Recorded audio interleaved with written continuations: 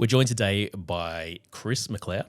Chris is a familiar voice if you've listened to season one. Chris was part of season one of Anxious Face with us, was one of our 6 Aussies that we spent time talking with and learning about how anxiety and faith have played out in their lives. And we're excited to continue that conversation with Chris. And in season one, we didn't get a huge opportunity to hear a lot of Chris's story, but I think in his story there is something that's really valuable, that is really encouraging, and I really hope that through sharing Chris's story that it gives some insight to people that might be going through similar things, or just to even help people to think through, hey, this is what the people in my circle might be going through. This is what I'm seeing from them on the outside, but this might be the reality of what's going on underneath. And hopefully get to, encourage us all to get to a point where we can be real and open and honest about our whole selves as people that might be dealing with mental health challenges, as people that might be dealing with questions about our faith as well at the same time, but to love and accept ourselves as that person, no matter what stage of that process they might be at. So Chris, thanks for joining us. I'd love if you could just share with us some of your story of how you've kind of journeyed through life, and especially around the mental health challenges that you've faced. I'd love to. Thanks for having me, James. One of the places I love to start when I share my story is a ridiculous little part of my testimony. Yeah. I was very lucky, firstly, to grow up in church, in a little Anglican church, and secondly, to have horses growing up.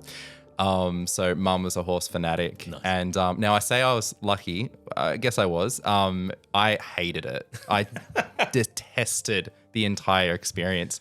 And it makes me sound so spoiled. It was just that, it wasn't a hobby necessarily that us children chose. And mum, she loved it. And so we were just sort of opted in. It's a scary thing. You were given the dirty chores of mucking out the horses. Absolutely. I mean, we had Shetlands. They have a bit of a negative nickname in certain communities for their bad attitudes. You can guess that one. Yep.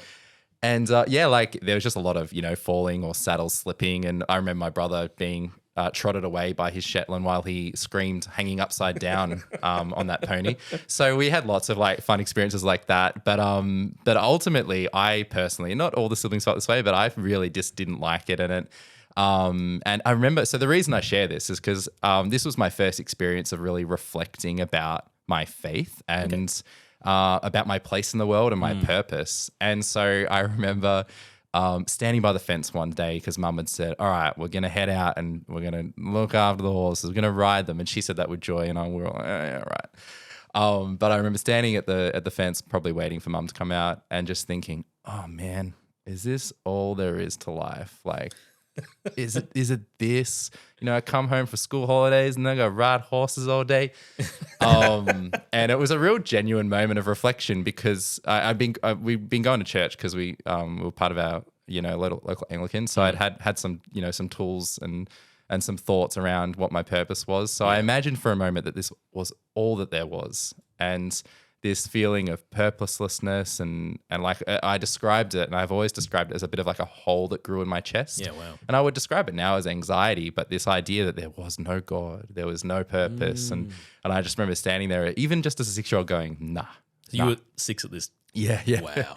Just thinking, no way, this can't be it. Yeah. So that really drove a very strong seed of faith for me to continue thinking and growing, reflecting. And so I share that because whilst I was so blessed to grow up with a local Anglican church that we're a part of and had lots of friends there and community, I was also grew up in a family that was very abusive. And so from quite a young age, my father was struggling with alcoholism and his own depression.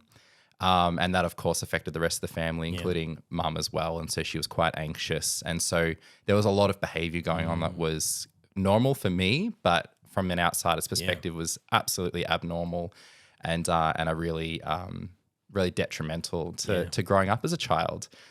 And so all of this sort of these experiences where there was sort of elements of physical abuse or emotional or whatever, translated into a place for me where I really needed my faith because as far as I saw it, it was my only out from all of this suffering and complexity that I really didn't understand, but I was doing my best as the oldest child to understand. Yeah. And so faith for me as a young teenager was really an opportunity to grow out of or be faithful enough to not become the parents that I'd been parented by.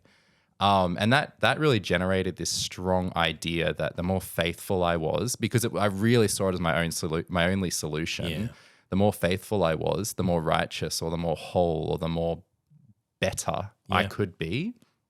And so as a teenager, I was extremely zealous. Because being zealous seemed like the only solution to reducing the suffering, but also if faith is the solution, then I throw myself into faith with everything. Absolutely everything. Yeah. And it, and for a while it felt like it worked. And so it definitely put me in a position where I was seeking out Christian community. So a lot of good things came out of that, where I had some support systems. Me and my siblings had some support systems that we might not have otherwise had. Yeah. But it also translated into a very strong, the answer is always just to be more faithful. You're feeling anxious, you're feeling depressed, you're feeling angry. It's because there's sin going on. It's because you're not acting righteously, you're not being Christ-like. And so the depth and the maturity of all my reflections around life, all the way up to my mid-20s, was you just need to be more faithful. You need better theology.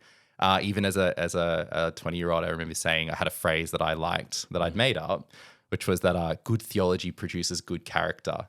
And I had it as a little mantra for myself. And it was designed to just keep pushing that idea, like just be more faithful, be more biblical. And you're going to produce a person who's going to sin less and is affected by sin less. From the tone of the way that I'm talking and sort of wrapping around this story, you can probably hear that I've changed my mind on a lot of these things. That these reflections, whilst they were protecting me as a teenager, didn't serve very well as an adult. I wanted to spend a little bit of time, if we can, just go back a little bit. So obviously then I didn't realize you were the oldest child. So obviously that would have come with a whole real sense of responsibility to look after your younger siblings, I'm guessing, and shepherd them through this period as well. Did that kind of compound the anxiety that you were feeling, not just dealing with your own suffering, as it were, but then also trying to look out for the younger siblings? Yeah, absolutely. In many respects, I felt like, and I would say it now, if I couldn't articulate it then, like a third parent. Yeah. Which is not an uncommon experience for oldest children in abusive families or neglectful. So for good and bad, like there are some aspects of that I really like. That's a part of who I am now. But in the time, I didn't have the maturity to practice that, and so there are lots of stories where I was extremely overprotective of my little siblings, in a way that crossed boundaries. Okay. But it compounded that sense that I felt the responsibility to protect, to nurture, to guide, my little brother and my little sister. And it came with a bit of arrogance too, because it meant that I felt like I needed to know best, because who else was going to do it? Yeah. Absolutely. What was, and if you're happy to go back there, like what was physically the anxiety or the depression that you were feeling? Like, how was it impacting you? How was it playing out in your life? So the primary feeling would have been a feeling of helplessness and a lack of control, paired with a lot of confusion and thinking, because that sense of responsibility didn't just go to my siblings, also to my parents. I felt like I needed to care for them as well. But obviously I didn't have the tools to understand how to best do that, and never should have needed to, of course. It's never supposed to be your job as the child. Yeah. But for me, it came out, that feeling of helplessness came out a lot in anger. And so it's undergirded by anxiety. Anger is a secondary emotion. It's always has something else underlying it. For me, it came out that way.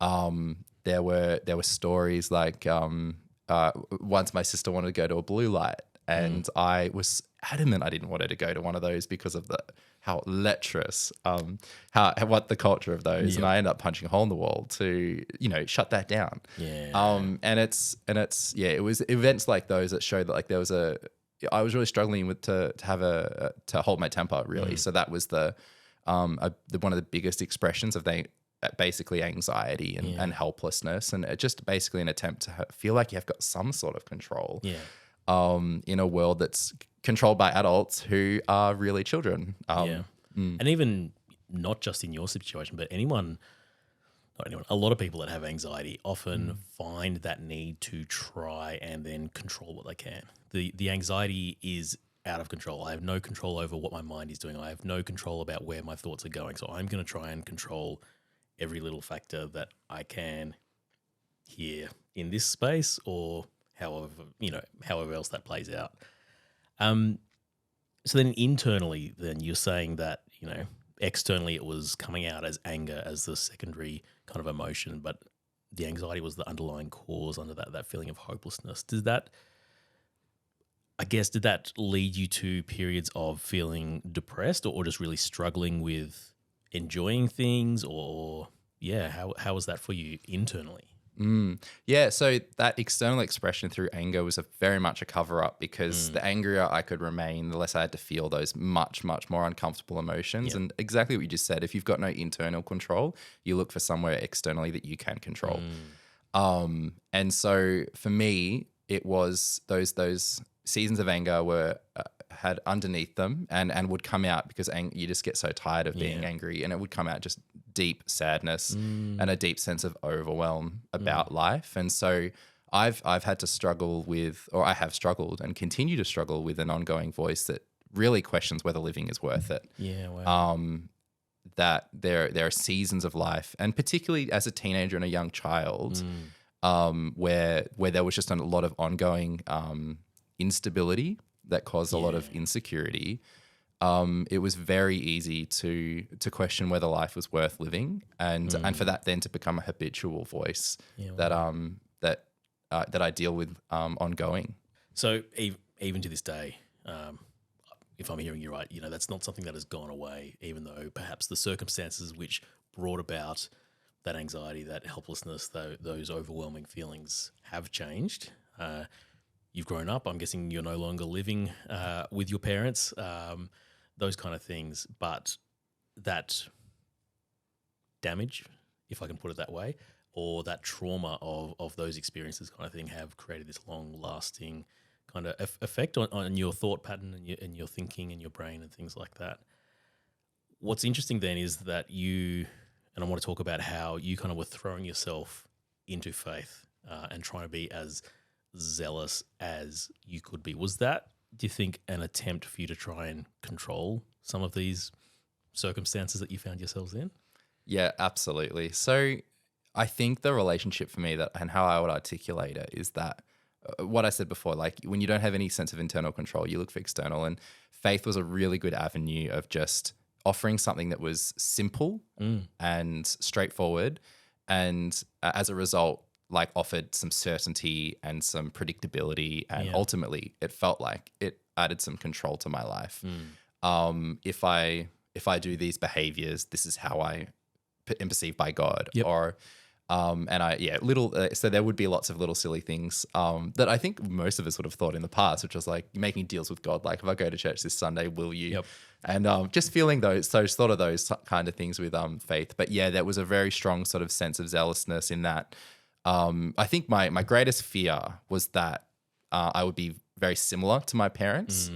It was a very core fear. It was one that was said to me by one of my parents often, was like, you being just like your one of your parents.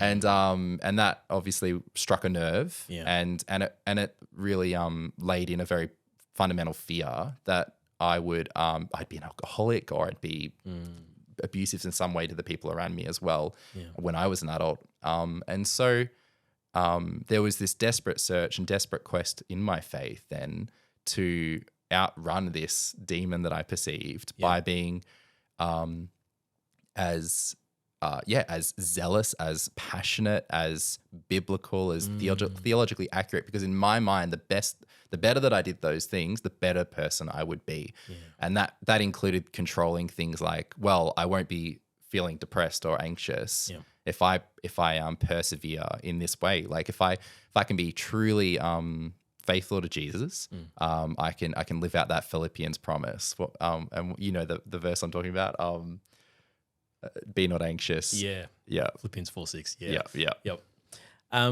So then what, obviously you're throwing yourself into this going, okay, well, I'm going to learn as much as I can. I am going to do whatever I can to serve God the most. So what did that practically look like in those kind of teenage years? It looked like pretty normal things as well, like just going to church every Sunday. But it was a very obsessive reading of scripture and memorizing.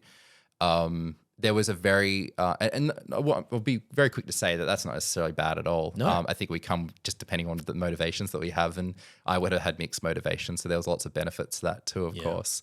I think that it came though with huge guilt and shame because the stakes were so high for me. And I certainly wasn't standing on a foundation of I'm already loved by God. This is just me learning to do what, is already mine, right? So I'm probably stepping into faith in such a way where I'm just Trying to earn, trying to prove that I am not the thing that I'm afraid that I'm going to become, and so that having that sort of perspective meant that certain themes of scripture came out very strongly in a way that was not healthy. So, for example, as Christians, we articulate regularly that we're in need of a savior because we've sinned, and that's fine. However, for someone who already feels depraved and is truly fearful of becoming something that they've seen, that message then becomes a beast of its own. And proving that you're not depraved because of your faithfulness, and it just meant that every time you fail, which is inevitable and something now I can come to healthily embrace. But back in the day, failure represented something that was like a threat to my future self, and a very fundamental threat to my future self. If I fail, I am going to end up like my father. Yeah. Wow, that's a huge thing to try and carry. Then, especially in those years as a teenager, where you're trying to find your identity, whether you know it or not, kind of thing. You're trying to figure out the world and how it actually operates, kind of thing. You're taking those steps from just being a child and the world is how I am told it is, to actually know it's different. It can be a whole lot different to how I've thought it has been up until this point. You threw yourself into your faith with kind of absolutely everything you got. Where did that get you? It got me far, actually. Like there was a lot of fun and a lot of challenge, but also a lot that I feel a bit embarrassed about too. So, look, I was in high school. I was telling my mates, by the time you see me at the 5-year reunion, I'll have planted a church. I'll have done this. I'll have done, so I finished high school. I went to Africa for 7 months, did a development internship with a Christian organization. A big part of that was like, well, this is what, the best Christians are missionaries and pastors. Let's just do that. And it was a really, really valuable experience. I need to say, I would love to emphasize that. It broke me. It broke a lot of my my prejudices and showed me a lot of my privilege. But I did that. I ended up studying 2 theology degrees and planting a church. And so, by that 5-year reunion, I did actually have tick, tick, tick. And and at the time, the tick, tick, tick, I was like, great, I am on track. I'm doing so well. And so, so there was a lot of treasure there. However, those achievements or experiences were still very motivated by the things that I've shared about as a teenager. And so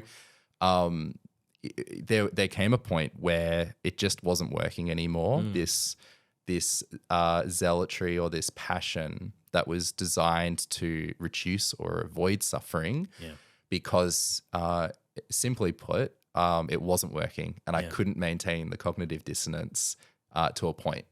So you find yourself then at this place where you throwing yourself into faith, into zealotry, as you say, in an attempt to try and control your life to prevent yourself from becoming what you fear, isn't working. So what does that look like? Does that lead you to questioning your faith? Does that lead to questioning everything? Absolutely. Yes. I think how I would articulate it is that until say my mid-20s or so, faith was certainty for me. I correlated this idea of being very faithful with knowing what's going on. And I'm sure people can relate to this, but me and my mates arguing about whether salvation was sorry, I've forgotten the word. Predetermined versus a choice made of our own. And, like this idea that wanting to know everything I possibly could, but nothing wrong with that, but feeling like I could actually figure that stuff out. Yeah. And so that just sort of correlated with this idea that to be faithful is to be quite certain of what you believed, that a strong relationship with God was someone who had very little doubt. And so that dissonance that I hinted at before, like by the time I was in my mid-20s, that certainty was being taken from me, but despite my best attempts to maintain it. Yeah. And that looked like things such as my attempt to live out a very passionate life. It was still there. Like, this is not me saying I wasn't passionate. It's just that it didn't equate to necessarily a sinless life. I also experienced other Christians around me struggling with the same thing. Yeah. They weren't necessarily as good as I thought they were. And that's not a dig at them at all. It's more a dig on my own perspective of leaders. And of course, we all come of age and then we realize, our parents and our leaders, they're just like us. Yep. They're just trying to work it out. But yeah, realizing that those leaders who appeared so confident and passionate and certain and charismatic didn't necessarily have it any more figured out than me. And I suppose I could say that by that time because I'd done 2 theology degrees and I still feel the same way. Yeah. So there was this adjustment then where faith has transformed into an expression of trust rather than certainty. And so feeling like I don't need to actually have control over the outcomes, necessarily even control over myself. What I began to find more valuable and continue to find more valuable now is this idea of trust in God and trust in even I would include friends and self in that to a certain point as well, where we are the most valuable thing we can do with God is trust that even if we don't have the answers and even if we don't understand everything, that he's still good. And this is not new at all. And I think that's the irony of all of this is like these questions are not fresh. I'm not the first person by far to think of them. And there's a very old theological term for this anyway called theodicy, which is questions that are ever present, anxiety-inducing questions about faith. So, and one of the classic theodicy questions is, how can an all-powerful, all-loving God allow suffering to exist in the world? And that question is fun to think about and argue about until you're one of the people living suffering. And then you're like, I can see why this has been like, we can come up with answers, and apologists do all the time. However, when you're going through it, it just doesn't hit the same way. And all of a sudden you're like, actually, I don't think I do have an answer that is good enough to account for the suffering that is either I'm experiencing or the people that I love dearly are experiencing as well. And so learning to perhaps step into a place now where faith looks like trust rather than knowing the answers. Knowing all the answers. Yeah. And I think is it fair then to say that it's less than about a head knowledge versus then more of a relationship? Yeah. I think I would say that head knowledge is still a very it's not wrong. It's a great thing. Not wrong, right? It's a passion for me. So I'm like, how do I say this? Well, you are still studying. Again. Yeah, that's right. Yeah. So would you say that point of going from faith now being about trust versus your faith being certainty in the answers, did that come from a place of learning more that faith can be more relational with Jesus versus I know the things about my faith to fix my problems or fix myself? Yes, I would. Yeah, sorry, I don't think I've got anything to add. No, that's fine. Was there a point then where you made that connection? Like, was there an aha moment, or was it something that evolved over time, getting to that realization? I think it's something that evolved over time, born of experience. And it was also a product of sort of getting a bit older. And I would say that it's hard to say this of yourself, but it does feel like humility Yeah. to begin saying to yourself, I can't know all the answers. And I have limits, and those limits are actually there for a reason. Yeah. And so, there was, I think for me, I could have thought my way through this and done acrobatics the rest of my life until I began experiencing the questions that I was ignoring. Yeah. And I think that will probably look different for most people, or different for everyone. And, but in my case, there was just that really just that life experience that brought about, I had to acknowledge those questions that caused tension that I didn't want to think about. But was confronted by the reality of life itself. So you're getting to this place in your faith where I can't ignore these questions anymore. These questions, the reality of life. And, just going back as well, you're saying about how you've had these seasons throughout your life where you've struggled with that internal monologue, those internal thoughts about, I'm not good enough. Is life worth living? All those kind of things. Did that coincide at that kind of same point where you're going, well, hang on, these questions or these thoughts haven't gone away. I actually really need to confront the reality of all my head knowledge to this point hasn't stopped these thoughts, hasn't changed the way my brain operates around these things. Yeah, absolutely. So like that idea of the problem, the thinking that got us here is not the thinking that will get us through this problem. Yeah. Okay. That is not the quote.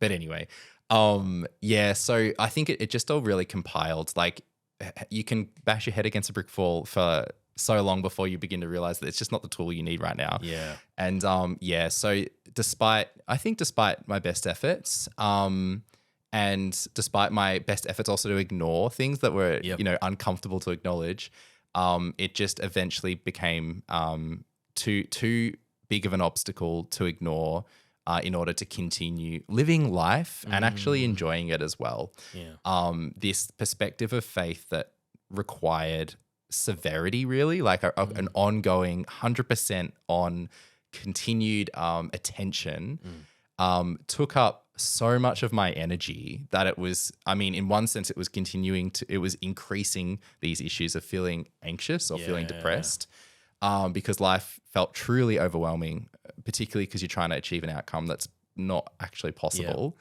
whilst at the same time believing that it is. And so that exhaustion just set in, and it was just noticing it around me as well with other people. It really shed light on this reality that life's not so simple that we can just expect that by applying the right worldview at the right time and making the right decisions all the time, we can produce a life that's without suffering and without sin. What did work then? What got you through that? Yeah, well, I think for me, it was just an embracing of all of this ambiguity that until that moment, I was totally unwilling to accept. I think as a church leader too, I felt a very strong impetus to present answers all the time. And so stepping away from that ministry, it gave me some space to be, okay, I can probably be a little bit more ambiguous now. I don't necessarily need to have an answer for this, that, or the other. Now, there's a whole other conversation there about how we embrace the ideas of not necessarily needing to be certain all the time as Christian leaders. However, for me, stepping away gave me some space to reflect a bit more genuinely about where I was at and those thoughts I was having. The unexpected outcome, though, of embracing that ambiguity was that it began to take the load off my shoulders, or the yoke off my shoulders, feeling like I needed to know the answers of the universe. In light and all those theodicies, it took that pressure off. And so by doing that, it's like taking the foot off the accelerator. It was a permission to slow down. It was permission to be really a bit like more honest with friends, family, and myself about where I was actually at. And it was permission to talk about my faith in terms of like of an authentic, like in light that aligned with the actual genuine experience that I was having with it, rather than feeling the need to portray that which I thought it should look like. Yeah, no longer having to be, I am the Christian leader, so I have to be showing everyone that I have it all together, I have all the answers, I know what's going on, and actually being able to be vulnerable and be yourself to people and go, actually, I don't know the answers. I don't know what's going on. Yeah. And I think the irony as well is that if I was to step back into a place where I was role modeling or shepherding or teaching or whatever, in a church setting, I would be like, that is the way to do it though. So it would be, it's just so funny because it's just, there's no going back. The peace that you can experience by, again, just having faith as an expression of trust, not feeling the need to have all the answers. There's just so much space in that to rest in God, to rest in just an assertion that even though I don't have all the answers, I know that He is good. I know that I'm here for a reason. I know that I don't need to feel that necessarily feel that anxiety of a purposeless life. I know I've got purpose despite the ambiguity, and that the answers will come slowly and in drips and drops, but they're not going to necessarily come within this lifetime. Yeah. But I feel like the journey so far has been full of worthwhile hallelujah moments where you're like, okay, that might make a bit more sense. And it's because I'm still thinking my way through life, but that pressure to have it all together is not there. Yeah. At least so long as I remember that it doesn't need to be there. And that's it. It's never, we learn the lessons, but we always have to continually relearn those lessons because we're human. Absolutely.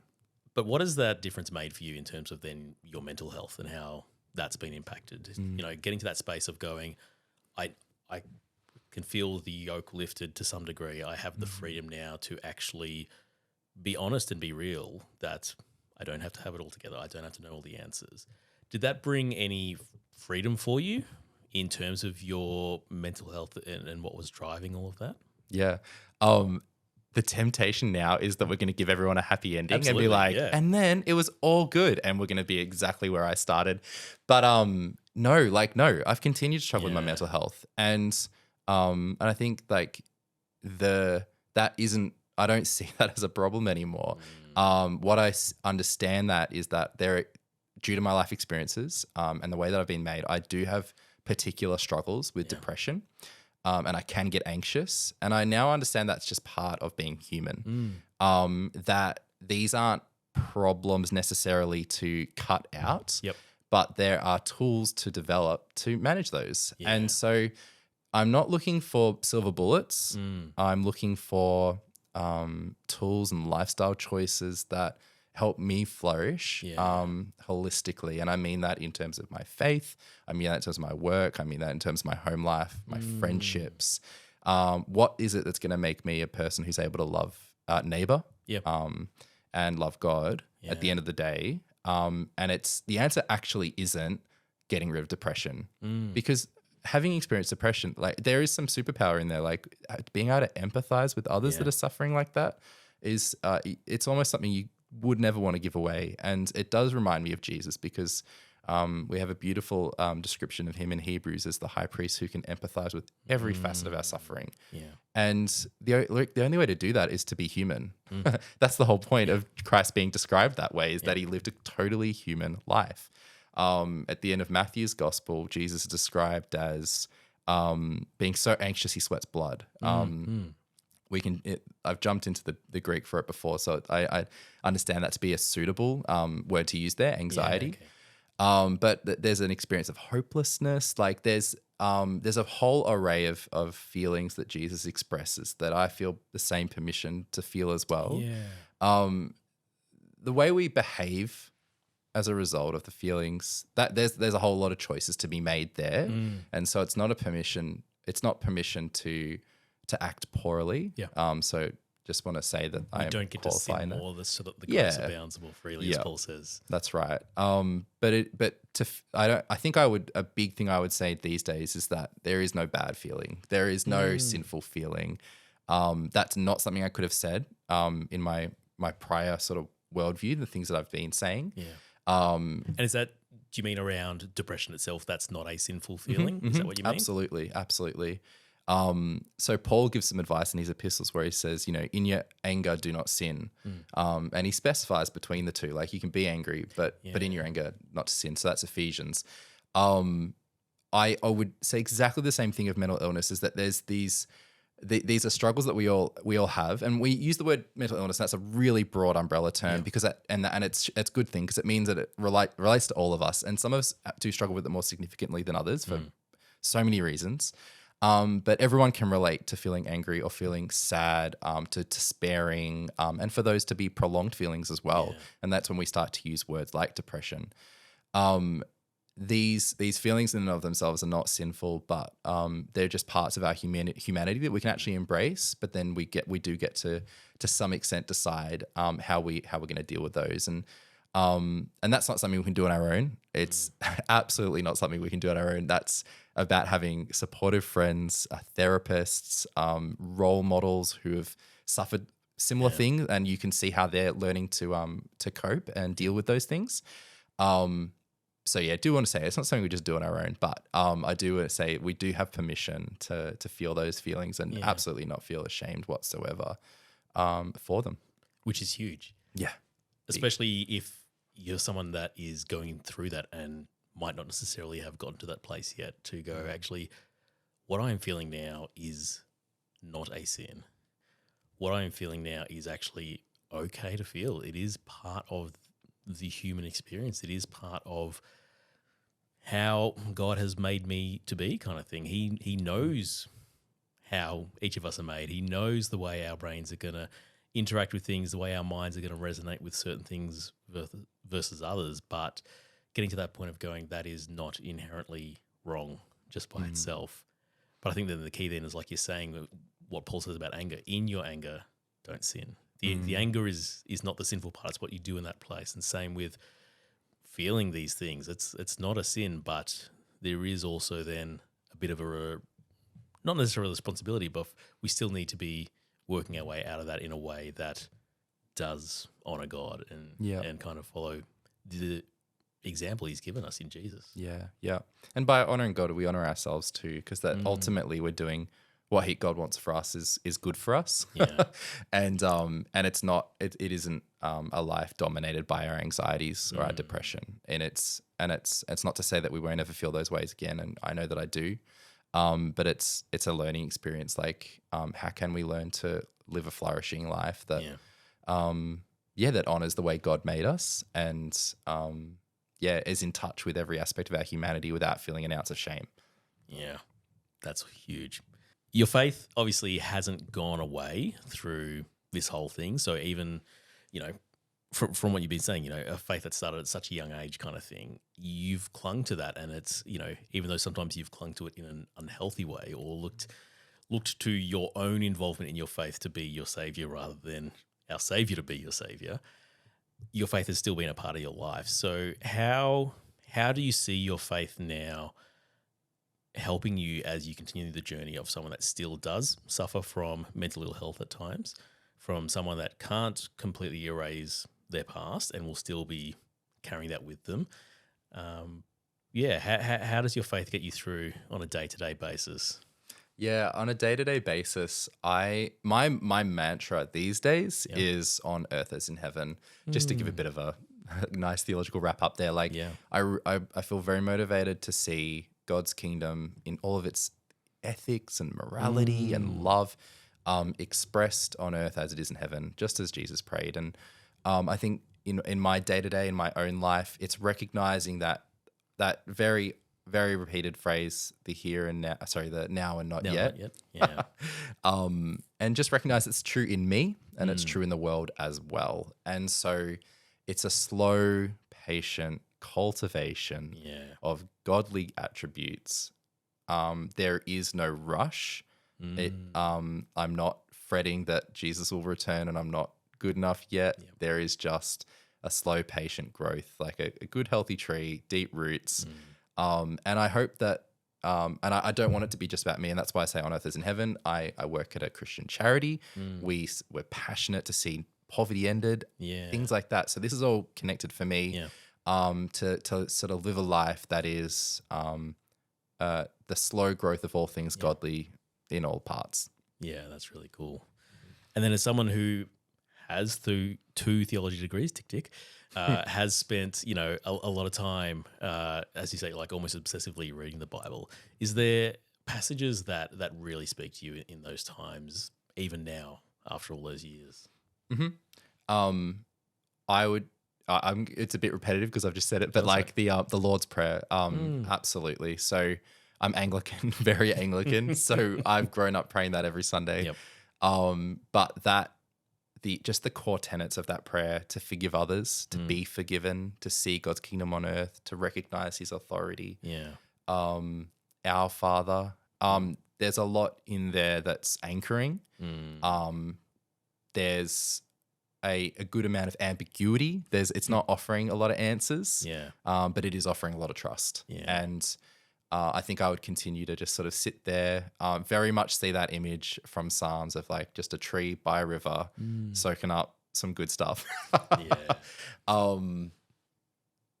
Yeah. And even in those difficult times, coming back to those core tenets as they work, I think they bring you some peace, they bring you some comfort. Yeah, there's some anchoring there. Yeah. And that's, I'm careful to say it's not offering me it's not offering me all the answers, but it is anchoring me in some stability. Yeah.